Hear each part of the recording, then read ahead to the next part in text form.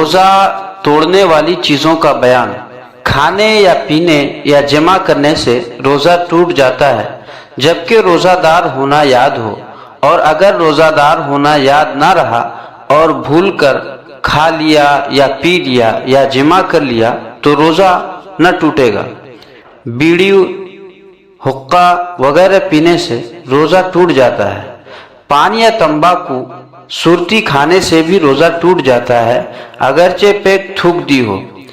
شکر، چینی، گڑ وغیرہ ایسی چیزیں جو منہ میں رکھنے سے گھل جاتی ہے، منہ میں رکھی اور تھوک نگل گیا تو روزہ ٹوٹ جائے گا۔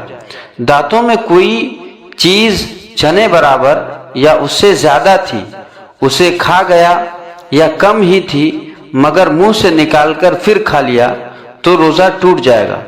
دانتوں سے خون نکل کر حلق سے نیچے اترا اور خون تھوک سے زیادہ یا برابر تھا یا کم تھا مگر اس کا مزہ حلق میں معلوم ہوا تو ان سب صورتوں میں روزہ ٹوٹ جائے گا، اور اگر خون کم تھا اور مزہ بھی معلوم نہ ہوا تو روزہ نہ ٹوٹے گا۔ اسی طرح کلی کر رہا تھا بلا قصد، پانی حلق سے نیچے اتر گیا، یا ناک میں پانی چڑھا رہا تھا، پانی دماغ میں چڑھ گیا تو روزہ ٹوٹ گیا۔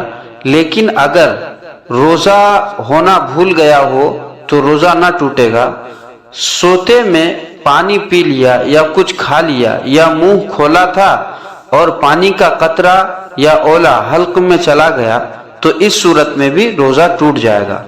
دوسرے کا تھوک نکل گیا یا اپنا ہی تھوک ہاتھ میں لے کر نگل گیا تو اس صورت میں بھی روزہ ٹوٹ جائے گا۔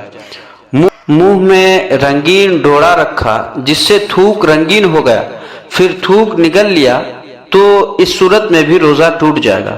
اسی طرح آنسو منہ میں چلا گیا اور نگل گیا، اگر دو بوند ہے تو روزہ نہیں ٹوٹے گا، اور اگر زیادہ تھا کہ اس کی نمکینی پورے منہ میں معلوم ہوئی تو اس صورت میں روزہ ٹوٹ جائے گا، اور پسینے کا بھی یہی حکم ہے۔ مرد نے عورت کا بوسہ لیا یا چھویا یا مباشرت کی یا گلے لگایا اور انزال ہو گیا تو اس صورت میں روزہ ٹوٹ جائے گا۔ ہاں، اور اگر عورت نے مرد کو چھویا اور مرد کو انزال ہو گیا تو روزہ نہیں ٹوٹے گا۔ اور اسی طرح عورت کو کپڑے کے اوپر سے چھوا اور کپڑا اتنا موٹا تھا کہ بدن کی گرمی معلوم نہ ہوئی تو اس صورت میں روزہ نہیں ٹوٹے گا اگرچہ انزال ہو گیا ہو۔